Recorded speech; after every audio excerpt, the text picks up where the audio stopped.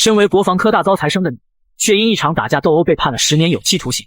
就在你入狱后的第2天晚上，你莫名其妙的被同监视的犯人捅伤后腰，不仅毁掉1颗腰子，还被加了3年刑期。身心的双重打击彻底击垮了你的意志，从此你开始自暴自弃，在监狱中染上了种种恶习。直到20年后，你才终于走出了监狱。当你被母亲接回家时，看到的是一个用帆布搭建的简易窝棚，以及满院子母亲捡回来的垃圾。年近40的你没有学历，没有工作经历，身体虚弱又有案底，这让你完全和社会脱。好在还有人没有放弃，除了母亲靠着捡破烂养活了你以外，还有潘壮壮和林璇，他们都是你农村发小。就在你经过3人的努力刚刚振作起来的时候，致命的打击又接踵而至。先是潘壮壮莫名其妙的染上了毒瘾，再是林璇被一辆灵车撞了，而你的母亲也已到了强弩之末。母亲临死前要你一定要好好活下去，不要放弃。你抱着母亲如枯柴般的身子，直到3天后慢慢的停止呼吸。在弥留的那一刻，你感受到你所遭受的这一切似乎并非只是天意，而是被人层层设计。你不明白为什么一个大学生会被如此针对，为什么那背后的黑手就是不愿意放过自己。当你再次睁开双眼的时候，你发现自己重生了。你回到了住进监狱后第2天的晚上。我发誓绝不再做那个曾经柔软的懦夫，我要绝境反杀，发孕复育。此时你忍着疼痛，拼尽全力咬牙翻过身来，胸腹间的疼痛又开始变得剧烈起来。那是不久前被打断的2根肋骨，是舍友刘俊干的。也就是这个刘俊，在几个小时后还会用一把磨得锋利的牙刷扎进你的后腰，从而毁掉了你的1个腰子，也毁掉了你的一生。必须要做点什么，否则一旦惨剧再次发生，我将又一次万劫不复。你痛得浑身冷汗直冒，可还是拼尽全力控制着自己的呼吸与身体，想要摆脱今夜的绝境，就不能惊动任何人。你就是在熄灯后被刘俊拖到这里，打断了2个大腿。监舍中一字排开摆了6张床，最靠近门口的一张床是吴关海，30来岁，从外表看就像一个老实巴交的农民，可这个吴关海一点都不简单，他才是这间牢房中真正的老大。第2张床就是刘俊，刘俊27、8岁，据说是外面一个叫云哥的人的头号打手，这次之所以进来，是因为在外面将人打成了残疾。第3张床是刘江的，刘江30岁上下，冷冰冰的，很少惹事，但也没人敢惹他，包括监狱警在内，他的身份非常神秘。第4张床是王不来的，王不来年纪不大，个子很小，不到1.6米，看上就像是个初中生，但这一点也不妨碍他为非作歹。据说在外面他还是一个小帮派的头目。第5张床是彭元贵，25岁，头角村人，整个人都是畏畏缩缩的，让人看了就忍不住想要欺负他一下。这里的人对他都是呼来喝去，他也一直在逆来顺受。你心中明白，彭元贵绝不是表面上看起来这么软弱，只有当他低下头时，眼中才会闪过一丝不易察觉的暴力神色，因为真正软弱的人也不可能出现在这间牢房里。你能看到彭元贵暴力的眼神，是因为你经常都被人打倒在地，视线比较低。想要摆脱今夜的绝境，一定要搞定睡在第2床的刘俊。你抬头看了看头顶铁窗外的月色，现在估摸着大约是凌晨1、2点钟，我大约还有2个多小时的时间。记得很清楚，刘俊用牙刷捅我的时候是在凌晨4点30至5点之间。你被捅了后根本无力挣扎，在原地躺横了半个多小时，直到起床时才被狱警发现并送到了医院。怎么办？现在去叫狱警肯定是行不通的，只要我一开口，狱警还没来之前，刘俊就有足够的时间收拾我，更何况事情还没有发生，就算狱警及时到，并以肋骨上的伤势将我带离监舍就医，但这样只是延缓了受伤害的时间而已，回来以后可能会更惨。更要命的是，这样一来无疑提醒那个幕后黑手，自己已经察觉到他了，如果找同监室的狱友帮忙不可能，如果这些人肯帮我，就不可能任由我在厕所惨叫那么久。反杀可能吗？有可能，必须有可能。你的眼神闪烁的飞快，很快，你眼神一凝，必须反杀，这是所有选择中的最优解。如果等到刘俊起来实在反抗，肯定就没机会了，但现在还有机会。你开始尝试恢复体力，脑子也飞快运转起来。要想反杀刘俊并不简单，以我现在的状况，正面硬刚肯定不现实，唯一的机会就是趁着刘俊现在还在熟睡之中进行反杀，并让他彻底丧失行动能力。想要做到这一点同样也不容易。如果能找到刘俊捅自己的那把牙刷，一切或许就会有转机。你开始回忆30年前这个夜晚所发生的一切，你被捅得那么严重，监狱肯定是要调查的。后来通报的调查结果是，你和刘俊因为睡觉打呼的原因产生了口角，进而导致肢体冲突。打斗中刘俊倒地，无意间看到了吴光海的床板底下藏着一把牙刷，于是便随手抓了过来，刺向你的身体，所以那把牙刷是吴光海。至于吴光海为什么要把它磨得这么锋利，吴光海的解释是为了防身，打架斗殴，私藏利器，这在满是重刑犯罪狱中司空见惯。刘俊和吴光海虽然都受到了惩罚，但并不严重，以至于后来他们俩出狱甚至比你还要早得多。这些说法虽然听起来荒唐可笑，可狱警就是这么认定的。在大部分狱警眼中，反正这里关着的都不是什么好东西，如果不消停，死了就死了，没什么大不了的。多一事不如少一事，能早点结案就早点结案。那把牙刷现在应该是在吴关海的床板下面躺着，虽然无法确定这个说法是否准确，但这已经是我最后的机会。你不敢耽误太多时间，谁也不敢肯定刘俊现在的状态，这家伙随时都有可能醒过来。监舍中仍然一片死寂，就连此起彼伏的呼噜声都一下子消失得一干二净。你汗毛倒数，睡觉打呼噜的是彭元贵和王不来，呼噜声突然停止也是正常的，但两个人的呼噜声突然同时停止，那就有些不正常了。你屏住呼吸，等待着呼噜声再一次响起，也许就是那么一小段，但你感觉像是过了1个世纪。彭元贵的呼噜声终于再次响，但头顶上的王不来仍然安静的要命。王不来应该是已经醒，他也感觉到你已经爬到他的床，在不能确定你目的的前提下，王不来没法不紧张。你呼出一口气，开始向着隔壁刘俊的床铺下爬了过去。想让王不来放松警惕，唯一的办法就是赶紧告诉对方自己对他没有恶意。你这是在赌王不来跟刘俊他们不是一伙，你赌对了。当你进入到刘俊的床铺下时，王不来轻微的呼噜声又开始响起。第一关算是过去了。等到你再次睁开眼，那把毁了你一生的牙刷赫然出现在了视线之中。他根本不在，吴光海在床板下，他在刘俊的床板底下，就在靠近枕头的位置，只要刘俊一伸手就能够到。很好，拿到牙刷，这场绝境反杀就已经成功了一半。必须要平静下来，太过于激动不但会白白消耗大量体力，还会让自己的动作产生偏差。机会只有一次，不允许有犯任何错误。隔壁床的王不来翻了一个身，你的心都提到了嗓子眼，强压下心中的紧张与恐惧。如果王不来想要破坏你的行动，那太简单了，只要轻轻弹一嗓，你便会万劫不复。王不来并没有这么做，他只是转过了身来而已。如果这一切都是王不来在意识清醒下做，那他的目的就只能是一口看热闹，或许还可以看看能不能占到什么便宜。你的目光锁定了刘俊的后腰，这个位置你实在是太熟悉了。既然在另一时你让我痛苦了一生，那么这一次这滋味我还给你，但是机会只有一次，必须一击即中，否则后果不堪想象。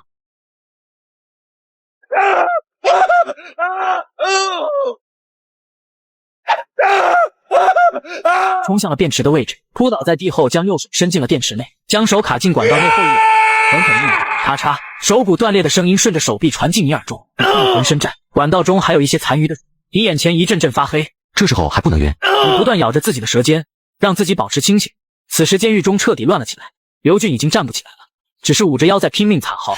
吴光海抱着他在观察他的伤势，监舍指灯突然亮了起来，这说明狱警终于注意到了监舍中发生了状况，他们马上就要过来检查了，差不多了。你眼前一黑，终于晕倒在了便池旁边。等你醒来，已经在监狱中的医务室。你感觉了一下自己的身体，除了肋骨和手骨传来阵阵剧烈的痛楚外，浑身上下也是酸痛非常。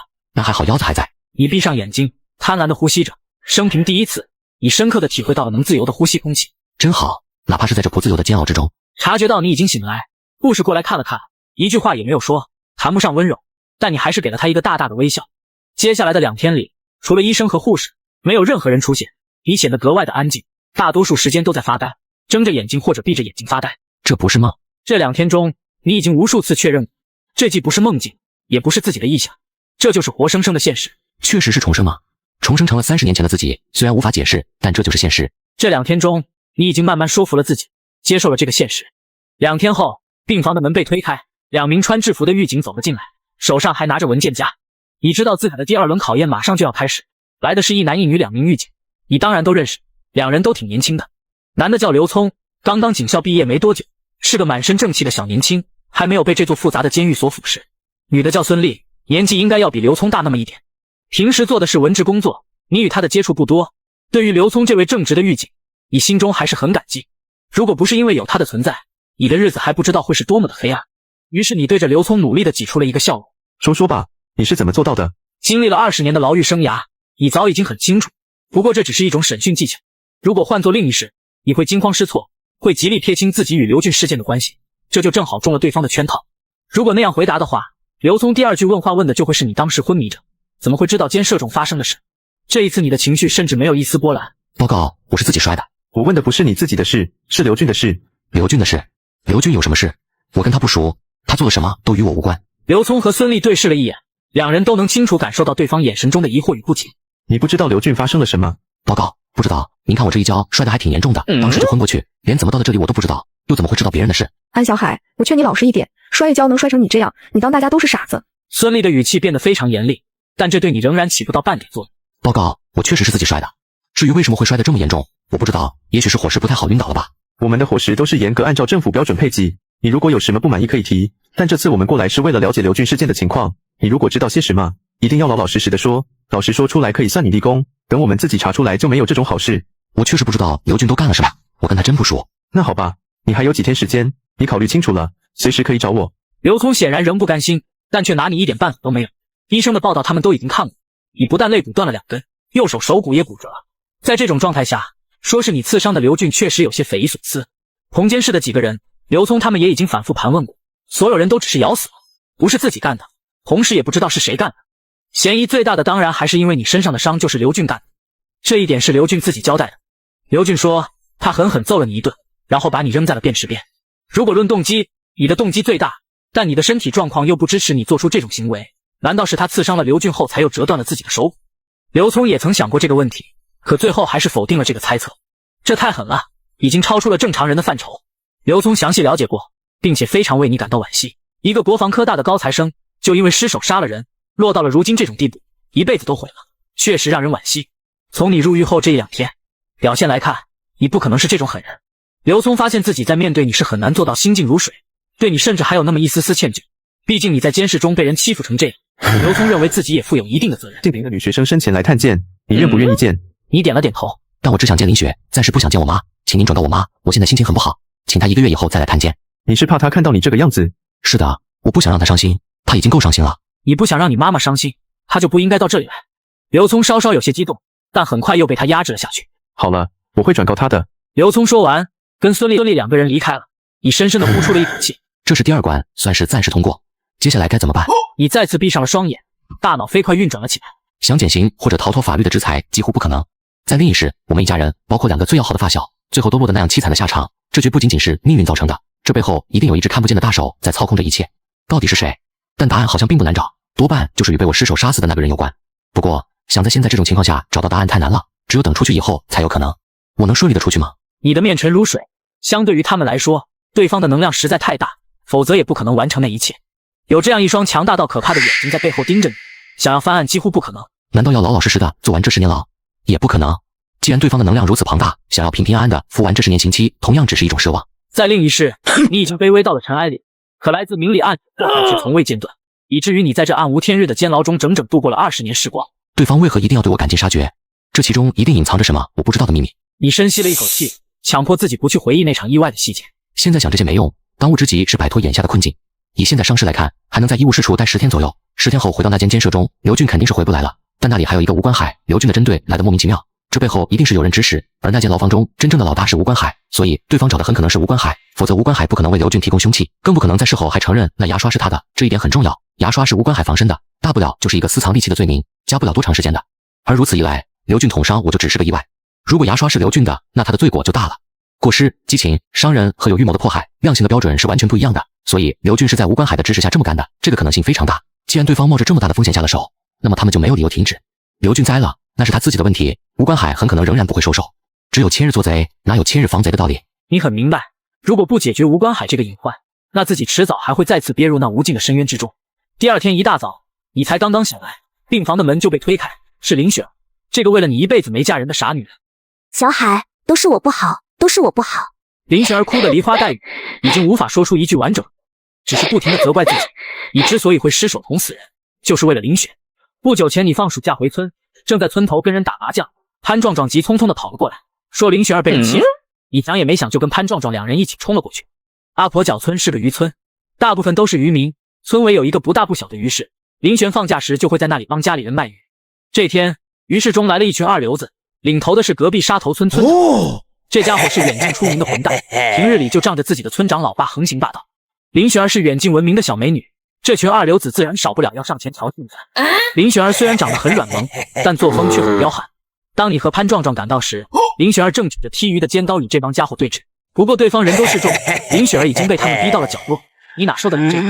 二话没说就混乱中，一把尖刀不知道怎么的就到了你手，而你也不知就把尖刀刺进对方中。事情发生的太快，等到警察赶到时，还没有回过神来，而被刺中的那个家伙却已经断了气。这就是你进监狱的原因。雪儿不哭，我很好。林雪儿很快便控制住了自己的情绪。刘警官，求求你，让雪儿在这里陪我几分钟好不好？就几分钟，求你了。你望着刘聪，眼神恳切地恳求道：“这不符合规定。”刘警官，就3分钟，3分钟好不好？求你了。你再次恳求，如果刘聪肯答应，你除了可以与林雪儿待上一小会儿外，还是一次绝佳的求生机会，你不能错过。那好吧，但我必须在场3分钟，你们只有3分钟。刘聪终于还是松口了。对于这个大学生囚犯，刘聪始终抱着一丝同情，谢谢你，刘警官，雪儿过来。听到你招呼，林雪儿再次扑倒在你怀中，放声大哭起来。刘聪看了两人一眼，在边上找了个位子坐了下，并且低下了头，看起了手中的登记本。那登记本没有什么好看的，他只是给了你和林雪儿最大的尊重。你轻轻搂住林雪儿，用脸颊蹭着林雪儿的头发，并且在不经意间将嘴巴靠近了林璇的耳。雪儿，你继续哭，但要听好了，你要帮我做几件事。林雪儿继续啜泣着，但抱着你的手臂却轻轻紧了紧。第一，告诉我妈，让她不惜代价准备3万块钱，然后去巴丁西街的万寿行找老板订中华烟，把钱留下就走，不要拿烟。但要记得把我的名字和福兴监狱写张纸条加在前。第二，让潘壮壮在6天后去找深海市缉毒大队的队长王铁军，无论如何也要想办法给他递一个纸条，纸条正面写上海鹞子3个字，背面写上我的名字和福兴监狱，加上红色的保密2。第三，让潘壮壮不要在外面乱混，去国强南路找一份事做，不要在意工资，哪怕当个学徒都行，等我出来再说。第四，你绝不能放弃学业，这次没考上大学不要紧，去复读1年，报考专业就选生物医学、金融、财会或者英语都可以。就这4件事，你一定要办好，办好了我就有希望能早日出去，明白了吗？林雪儿用力的点了点头。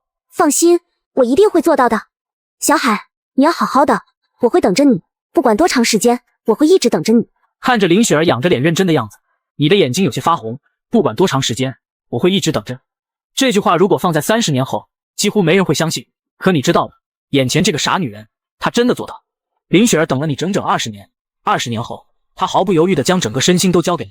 只不过那时的你太过混账，以至于彻底辜负了她的一片情谊。这次不会了，我会一辈子照顾好你。你再也控制不住自己的感情，一把搂住林璇吻了下去。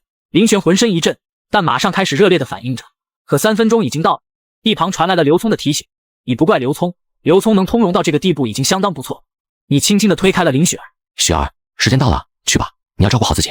好的，我会照顾好自己，你也一样。林雪儿咬了咬嘴唇，强忍着没有再次落泪，干净利落地转身离去。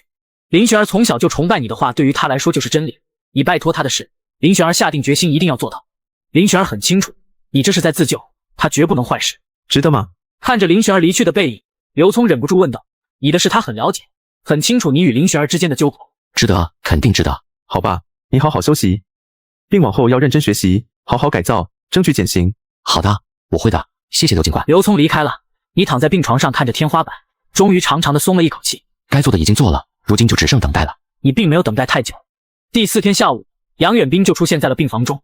杨远斌是深海市第一监狱的科长，他在深海市第一监狱整整干了10年，10年后他就突然调到了深海市公安厅，接着又是海东省公安厅，可谓一路平步青云。但在2015年的扫黑除恶风暴中，杨远斌落马，因为贪污受贿。巴丁西街的烟酒商行万数行是杨远斌的小姨子开，也是他专门用来收受贿赂以及洗黑钱的据点之一。杨远斌瘦得有点病态，眼神也显得有些飘忽不定。是谁指点你这么做的？你只是笑了笑，并没有回答。你要知道，你的事很麻烦。我知道，我的事不是表面上那么简单，不过杨科长不必担心，我的要求也没有你想象那么高。杨远斌眉头一皱，你的语气神态根本就不像是19岁的少年，而且听你话里的意思，你知道自己惹了不该惹的人，这就更加耐人寻味了。有意思，说说看吧。很简单，杨科长只要想办法把我调到深海市第一监狱去就可以了，其他的事您能帮则帮，帮不了不勉强。深海市第一监狱区可不是什么良善之地，那里关押的全部都是重刑犯，死囚占了很大一部分，那里不但很危险，而且充满了死亡的气息，没有人愿意待在区。杨远斌做梦也没想到，你的要求居然是这样。你不是想求帮忙，想办法减刑，又或者提供保护，你居然主动要求去第一监狱，这就很奇怪。是的，我要调去第一监狱，杨科长只要能帮我办成这件事，咱俩之间就算两清了。杨远斌没有马上答应，而是低着头摸着下来，显然是在思考着进退得失。把你调去却并不是什么难事，杨远斌他随便找个理由就能给办，关键是这样做会不会得罪那个。半晌之后，杨远斌才再一次抬起了头。你必须告诉我是谁教你怎么做，否则我很难做。杨远斌认为巴丁西街万数行非常隐秘，根本没多少人知道，你明显是个初犯，进来还没几天，你居然知道了这条通道，而且还依照了规矩，这让杨远斌瞬间没了安全感，他必须要先弄清楚这件事才行。杨科长有的是，还是糊涂一些比较好。再强大的人也是有敌人的，俗话说敌人的敌人是朋友。杨科长觉得如何？敌人的敌人是朋友。杨远斌恍然大悟，这就对了。那位虽然在深海市权势滔天，可他肯定也是有敌人的。如果是这样的话，那你说的没错，这件事他还是装糊涂的好。这样一来，两边都不得罪，说不定将来还能左右逢源。更重要的是，你求他办的事太简单，很难引起那位的不满。如果换一个说辞，甚至还可能得到那位的赞扬。这个安小海或者说他背后的人不简单。你想什么时候过去？越快越好。这个可以，但再快也是要一点时间的，你明白的。好，谢谢杨科长，这份情谊我会记在心里。你看了杨远斌一眼，又缓缓闭上了双眼。杨远斌起身离去，走到门口时，突然又转身说道：“要不要我想办法再帮你打声招呼？”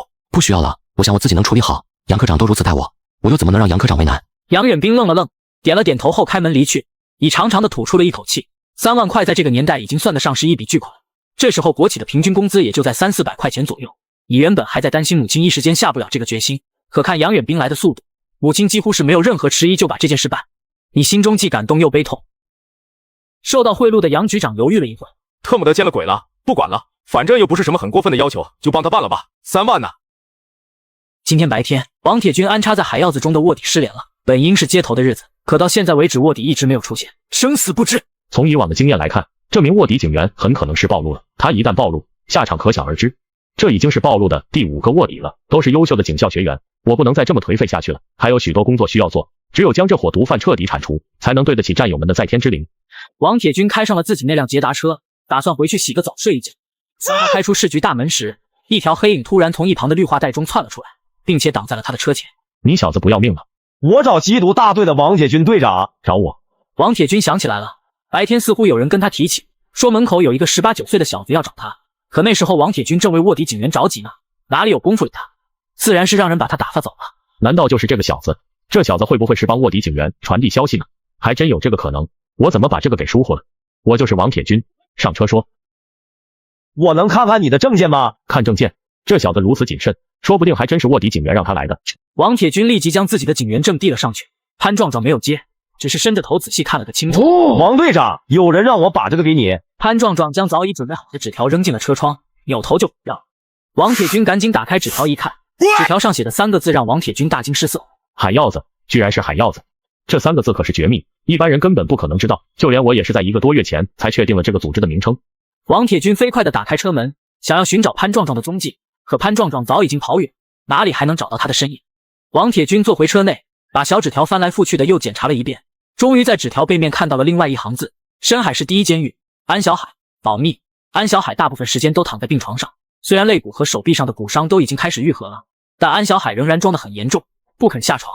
这是监狱里的正常操作。待在病房里肯定比待在监舍里舒服得多，很多犯人甚至会想办法主动把自己弄到这里来。既然有这个条件，凭什么不利用？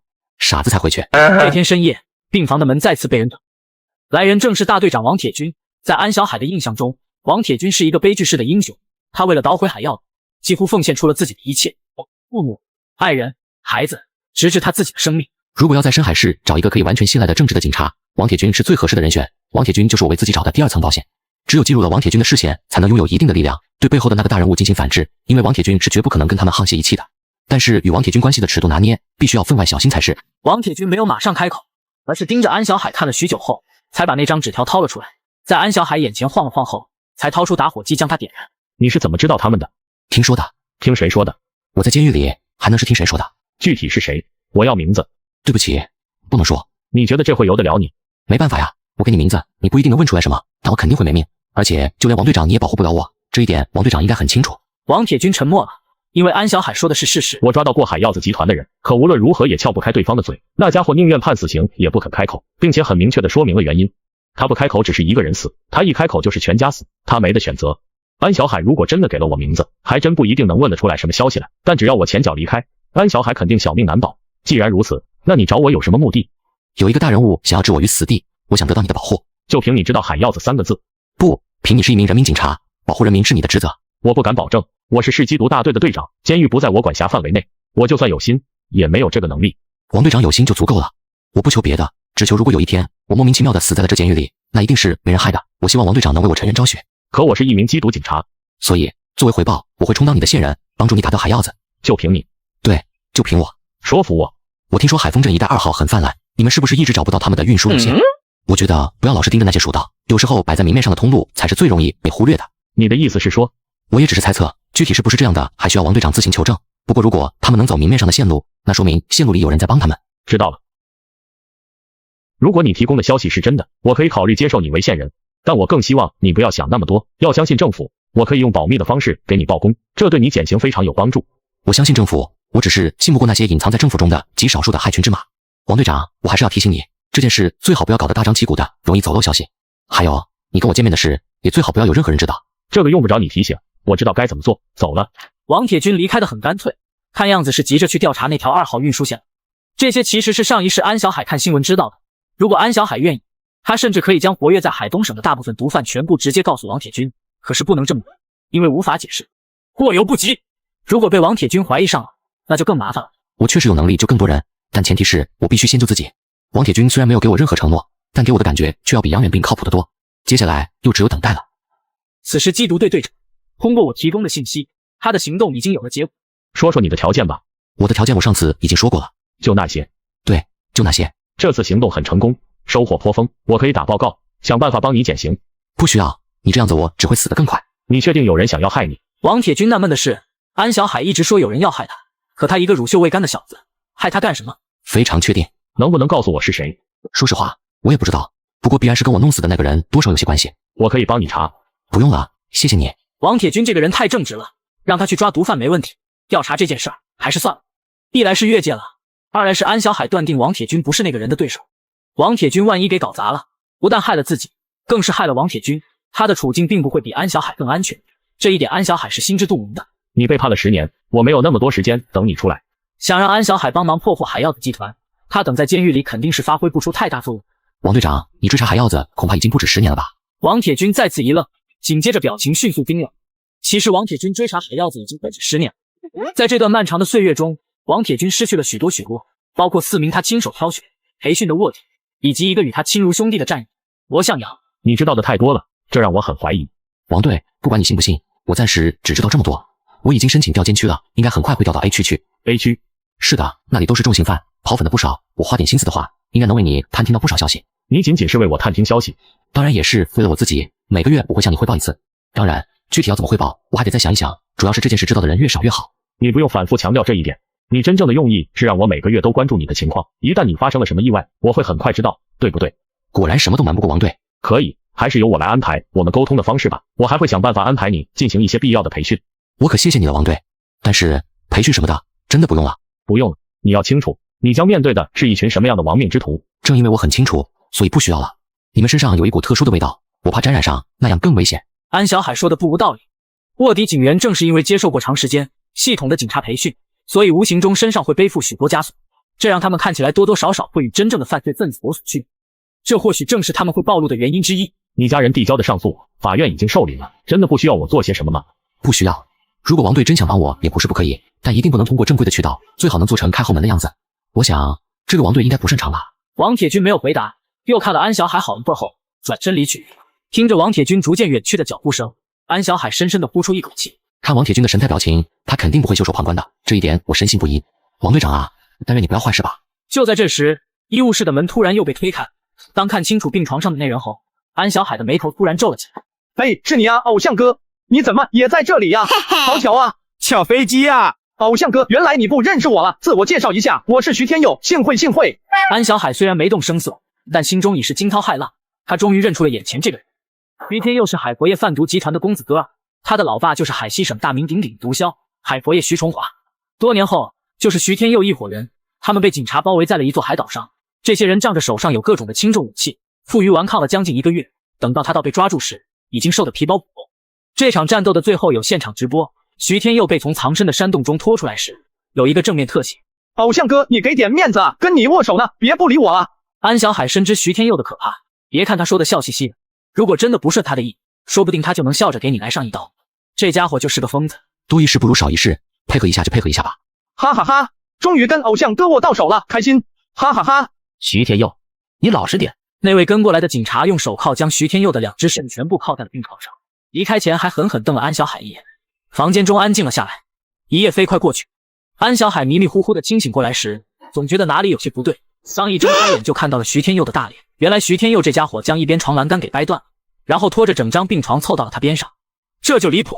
你要干什么？偶像哥，你是不是就快要出去了？我看你好像已经好的差不多了。是啊，我这2天应该就要回监舍了。我舍不得你。我尼玛，这家伙怕不是个弯的吧？就在安小海还在想着该如何应对，说时迟那时快，徐天佑突然爆发，大头狠狠向下一砸，直接砸在了安小海的右臂上。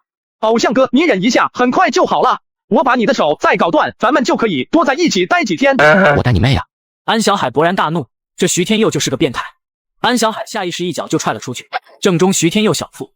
徐发出一声花嚷的惨叫，但却没有退开。反而死死地搂住了安小海的腿，然后一口狠狠地咬了下去。我特么！警员和医生终于赶过来了，大家费了好大力气才把徐天佑从安小海身上扯下来。徐天佑满脸都是血，腿上的伤口更是完全迸裂，血流了一地，可他的眼神和表情却没有半分痛苦，反而全是兴奋。这场景看得安小海浑身都是鸡皮疙瘩。他为什么要攻击你？攻击我？没有啊，我俩就是闹着玩而已。我警告你，徐天佑很危险，你千万不要跟他扯上什么关系，否则你这辈子就完了。他们是一帮穷凶极恶的匪徒，在海丰镇的抓捕行动中，他们开枪拒捕，打伤了我们2名武警战士。你好自为之。谢谢刘警官，我心里有数的。这些话刘聪本不应该跟他说的，这是犯纪律的。可刘聪还是说了，这位正直的年轻狱警是真的想要拯救他。原来这个黑暗的世界中是真的有光的。接下来的几天，徐天佑都不消停，整天除了躺在床上哼歌以外，就是跟安小海吹牛皮，讲他的各种风光事。安小海安安静静的听着，很少回话。徐天佑丝毫不在意，一个人说的津津有味。安小海越听心中越是警惕，这个徐天佑虽说看上去疯疯癫癫的，但说话却极有分寸，从来不涉及任何核心的东西，讲的都是一些无关紧要的微风史及风流史。不过安小海还是从徐天佑的话中捕捉到了一些蛛丝马迹。看样子海药子集团和海佛业集团这两家的供货方都应该是出自一个势力，双方之间的矛盾很深，下面的人经常会为抢地盘大打出手。海丰县就是最近双方争夺的焦点，徐天佑之所以会出现在海丰县，目的就是要对付海药子集团的2号人物。本想借机打听一下这个海药子集团的2号人物究竟是谁，可我仔细想了想后还是忍住了，这样太明显了，很危险。徐天佑之所以被抓进来，正是因为安小海向王铁军提供的情报，也就是说这一切原本是不会发生的。徐天佑这次也不一定会被捕。安小海，有人来探监，你要不要见一见？当然见。那好，等着。刘聪离开后，很快就带着安小海的妈妈和林雪儿走过来。上次情况比较特殊，这次就只能隔着铁窗了。妈，你别难过，我都好，谢谢你为我做的一切。安小海的妈妈一个劲的点头，刹那间，她觉得自己这个儿子似乎长大了许多。小海，我们接下来该怎么做？该怎么做就怎么做，但记住了，底线就是一定要照顾好你们自己，等着我出来。我认真的，一定要照顾好你们自己。哪怕我们上诉不成功，我最多也就是蹲10年大牢而已。我还很年轻，10年后只有29岁，我们还能开始新的生活。我希望我出去后，大家都能好好的。小海，你放心，我们会照顾好自己的。雪儿，都9月了，你为什么还在这里？今天不应该是报道开学的日子吗？潘壮壮呢？怎么一直不见这家伙？我请了假出来的，反正今天只是报道，没有课，我下午就会赶回学校。潘壮壮听了你的话，他去了国强南的电子市场打工了。林雪儿把潘壮壮公司前台的电话告诉了安小海。深海市第一监狱档案室，王铁军正在翻阅档案，这次他是光明正大的过来调取是在押毒贩的档案。王铁军的真实目的仍然是安小海，可惜了。不过因为这个被判10年，似乎也有点过重了。周铁，王铁军又翻了翻周铁的资料，资料上显示他是沙头角村村长周维光的儿子。一个村长能有这么大能量，要陷害安小海，并不是那么容易能做到的，至少公检法各个机关，包括监狱系统都得打通才有可能。小小的一个沙头角村村长能有这么大能量？怎么了，王队？有什么问题吗？没有问题，我就是有点好奇，原来安小海帮的这个女孩也只有18岁啊，这明显就是早恋啊。对，确实有早恋的嫌疑，不过18岁不算小了，放在以前都可以当孩子妈了，也就是现在提倡晚婚晚育而已，呵呵。行了，我走了，帮我看好这些家伙，尤其是那个徐天佑，这小子极其不老实，只有放在你们这里等候审判我才安心。那肯定的，王队等一等，我送你。杨远兵的心情很好，他刚刚才去见过那位，装作不经意的把安小海调去的事汇报了上去。那位刚开始时还有点不快，可想了想后反而表扬了他一番，而且他对安小海的态度似乎也发生了些许转变，似乎是没有那么急着要弄他了。安小海一旦去了 A 区域，成日里跟那些毒贩、杀人犯混在一起，还能有什么好结果？就算将来放出去，多半也会走上邪路。这些人还真是不把他弄死不肯罢休啊！而且还是要让他不得好死，至于吗？这究竟得有多大仇多大怨？杨远兵忍不住摇了摇头，这些都不关他的事，他本人对安小海并没有恶意，做这一切也只是为了巴结那位，为了将来平步青云而已。在安小海背后帮他的人又是哪位呢？敌人的敌人是朋友，那安小海背后的人一定就是那位的政敌了。政治斗争最可怕了，但愿我不要被卷入其中。特么的，这王铁军不会是另一边的吧？不是，应该不是。王铁军是出了名的茅坑里的石头，这样的人是不会轻易站边的。思不过也难说，鬼知道王铁军这个样子是不是伪装出来的？好可怕！算了，还是明哲保身吧，都得罪不起啊。杨远兵打定了主意，以后对安小海也要好一点，反正那位也不知道，最好是两边都别得罪。坐在车里的离去的王铁军，此时却是笑得前仰后合。呵呵，有意思，小子，谁告诉你说我王铁军不会开后门的？我这就去开个后门给你看看，而且还是光明正大的开。铁军，今天怎么舍得到我这儿来串门？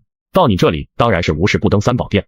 你呀，除了工作就没别的了，真是服了你了。要不然呢？你是检察长，我是缉毒队长，除了工作，咱哪敢跟您套交情？你呀，你说吧，什么事儿？我是为了一个案子来的。王铁军把安小海的案子讲了一遍。这案子我听说了，那个安小海还是个高材生，是挺可惜的。是的，很可惜，所以我想来跟你求个情，看能不能从轻处理。今天这是怎么了？太阳打西边出来了，我没听错吧？咱大名鼎鼎的王大队长居然开后门，还开到我这儿来了。不过你似乎是找错人了吧？我这是检察院，不是法院。我知道这里是检察院，也知道高检察长是出了名的铁面无私，但是老高，你知不知道安小海为什么会失手杀人？听说是为了帮一个小姑娘出头，一帮小流氓调戏这小姑娘，这才引发了这起案件。那你知不知道这小姑娘是谁？这不知道，没注意。我告诉你吧，老高，这小姑娘的名字叫林璇儿。林璇儿啊，我记得林建国的女儿就叫林璇儿，难道是她？是的，就是她。正因为这案子涉及到林璇儿，所以我特别关注了一下案情。我发现这案子有很多疑点，尤其是从案发到立案再到审讯、宣判，直到人进了监狱，整个过程才短短1个月不到。这个效率太吓人了，又不是什么大案要案，要特事特办，有这么高的效率，说明事情肯定不简单。不行，铁军，走。上哪儿去？当然是去法院找老邢啊！我倒要当面问问他，这究竟是怎么回事？我看他怎么跟我解释。走，一起去。男人只是让缉毒队队长走个后门，本以为只是随口说说，没有抱太多希望，没想到他真的去找到了检察院长。孙秘书怎么说？上面的意思是让你们接受赔偿，先谅解书。接受赔偿？那安小海？放心，他坐牢是跑不了的，应该会被判个3到5年。什么？才3到5年？这怎么能成？这可是一条人命！孙秘书的脸色马上变得难看起来。这里可是市委的内部办公室，这女人在这里大喊大叫的像什么话？周维光马上制止了自己的老婆撒泼。孙秘书，您别生气，这乡下女人什么都不懂。孙秘书，要是赔偿的话，咱该要多少？上面的意思是要4万吧？什么？才4万？我看最少得要10万。周维光的老婆才刚刚开口，就被周维光狠狠地瞪了一眼，于是只能又闭了嘴。4万不错了，我们算过他家的财产了，他们把所有房子全部卖了，然后再向亲戚朋友借上一圈，估计能勉强凑齐4万。可以了，4万足够让安家彻底破败了。你们想多要也行，到时候人家给不起，宁愿多坐几年牢，你们也不可能得到想要的数目，甚至连4万都没有，自己看着办吧。孙秘书说完就想离开，这两夫妻他是够的。自从联系上周家，就一直是他在跟他们打交道，太难受了，多跟他们待一刻都难受。孙秘书，您等等，要是我们拿到了钱，这钱你们自己留着吧，毕竟你们也养了他这么多年，还有什么事吗？没有了，就是觉得太便宜安小海那小子了。哈哈，你家的周铁是什么人，你们心里很清楚，他现在人没了，那位比你们可在意的多，你觉得会如此轻易的就结束了？行了，见好就收吧。孙秘书已经到了爆发的边缘，可一想到周家夫妻的人品，还是耐着性子多解释2句。这次只能这样了，市公安局和检察院都已经插手了，不好办，你们就不要操心了。好了，不要再出什么幺蛾子了，话我已经给你们带到了，要怎么选择你们自己考虑。如果因为你们把事情搞砸了，那位的脾气你们也很清楚。那是，我们不会乱来的。行了，你们回去吧。孙秘书说完逃也似的走掉了，两人也从小门熟路的离开了深海事务。安小海很快迎来了2审宣判，安家赔偿周家4万元，安小海的刑期缩减至了3年0 6个月。当法官宣读完判决书，安小海的视线看一下了旁听席上穿着便装的王铁军。王铁军此时也在意味深长地看着安小海。回到医务室，安小海开始收拾东西。徐天佑在这里待了没多久就被转走了，他的案子还没有宣判，借用监狱的医务室养伤也是为了安全起见。安小海正收拾着，杨远兵来了。给你在 A 区安排了232号房，那间房比较小，一共只能住4个人，空的一个床位给你了，应该还算舒服。谢谢杨科长。不客气。你的2个狱友，一个叫胡建明，35岁，贩毒进来的，还有1年就可以出去了，他应该不会轻易惹事。另一个叫杨波，卖这个的。这个杨波比较危险，我跟他的老大打过招呼了，只要你别去主动去惹他，他应该不会无缘无故为难你。明白了，杨科长的情谊我绝不会忘记的。没什么，帮助犯人改造是我们的职责，只要你老老实实服刑，好好接受改造，争取立功，早日重返社会，我们的工作也算是圆满完成了。今后如果有什么生活上的困难，又或者有什么想法和建议，都可以找我。好的，规矩我懂。安小海很清楚，杨远兵这是在要好处了。呵呵，收拾好了就跟我走，我送你去原来的房间，那边你也再收拾收拾，然后我送你去 A 区232号房。其实也没什么东西好收拾的，杨远兵之所以要这么做，无异于是在告诉这些人，安小海有他罩着。海哥，你可以出去了。王不来站起来问道：“哪有这么好的事儿？我换房了，我要换 J 区。A 区啊，厉害厉害，那边都是大佬。这座监牢对于安小海来说是前途尽毁，是无尽的黑暗。可是对于像王不来这样的人来说，却是一个刷声望的绝佳场所。怎么称呼啊？叫你王哥还是来哥？你才是真老大，不用叫我哥，叫我阿来就行。我得叫你哥。哈哈，你那一手很牛逼，教我呗。哪里比得上你？切别小气啊，我觉得你那一手挺适合我的。你看我这高度正好。海哥，你知不知道？我听说刘俊那个沙雕现在还爬不起来，天天在尿血，太他妈过瘾了。尿血再正常不过了，不尿血才怪。在另一世，安小海3、4年后还在不停尿血，照准了捅就是了，没什么难度的。说的也是，捅就是了。海哥果然是念过书的，真有水平，哈哈。安小海知道王不来在外面砍掉了别人一只手才进来的，据说是收了5000块钱。为此，王不来的家人赔了人家可不止5000，但王不来不在意，在他看来，钱不在他手上，就不算是他的钱。阿来，要不我给你介绍个生意吧？行啊，用谁？要是人在外面，你至少可得等3年。不过要是海哥出价高的话，我也可以叫外面的兄弟们去办。不用，人不在外面，就在这里，就他2只手2只脚，加起来我可以给你2万。安小海很随意的指耶，安小海，你想干什么？我跟你无冤无仇的。闭嘴，我们无冤无仇。有种再说一遍。敢做不敢当是要被人看不起的，在外面还无所谓，但在监狱中如果被人看不起，后果就有点可怕。我只是收钱办事，确实跟你无冤无仇，冤有头，债有主。吴关海这是真的怕了，他这话的意思很明显，如果安小海愿意放过他，他可以出卖他的雇主。出卖、背叛，这是道上最忌讳的事。虽然许多人都是这么干，但他们绝不敢如此明目张胆地说出口，摆明了说出来，那就是在找死。海哥，你说的都是真的，断了他的双手双脚，你真能给2万？是啊，不过现在没有啊，得等我出去。明白的，这活儿我接了。这不太好吧？我都答应阿来了。我无所谓，大家凭本事赚钱，我不介意的，不过可以单卖的吧？了解，黑飞，你不要嚣张，你家就快完了，别到时候付不起钱，把自己玩没了。呵呵，你知道的还不少。安小海心中冷笑，这下子更不能放过这家伙。吴关海这个仇，我安小海报定了。我受罪之前的煎熬，就当是收些利息吧。如果换作是另一世，这时的2万块钱对于他来说确实是一笔不敢想象的巨款，可对于现在的安小海来说，2万块不值一提，而且还不犯法。来到一区，安小海一直在想，害得他家破人亡，甚至把帮他的2个最好的朋友都牵扯了进来的事情。对方这么做的动机是什么？他为什么要几10年如一日，如此对付我和我的家人朋友？这得多大仇多大恨啊！我一个普通渔民家庭，爷爷奶奶也很普通，家里的长辈们都非常老实，平日里与人为善，没听说他们得罪过什么人。这样的一个家庭，又有什么理由让人花费如此大的力气，让他支离破碎呢？安小海想不通，因此他更倾向于是因为周铁的缘故。只要顺着周铁一家查下去，大概率就能查到那个黑手。但如果是最严重的那种情况，那唯一的线索就是递刀子给自己的那个人了。又过了10来天，232监舍来了一次严格审查，232监舍中的3个人都将被带到监狱的审讯室单独问话。走在路上时，安小海就知道，这很可能是王铁军来找他了。进入审讯室，在里面等着他的并不是王铁军，而是一位从未见过的年轻女警。狱警将安小海固定在审讯椅上后就离开了，还顺手关上了门。安小海瞟了一眼年轻女警身后的摄像机，摄像机的灯没有亮，说明她并没有在工作。我是市禁毒大队的警员，我叫夏晶，以后我就是你的联络员。最近你探听到了什么消息，可以直接跟我说。对不起，我不明白你在说什么。开玩笑，这监狱里危机重重，还有一只看不见的黑手在背后操控着一切。就凭夏晶这一番话，就想让安小海相信他，怎么可能？你不用这么谨慎，是王队派我来的，他也一起来了，现在正在审问胡建明。之所以让我来与你对接，是怕引起别人的怀疑，这不是你自己要求的吗？我要求的吗？我怎么不知道？对不起，我不明白你在说什么。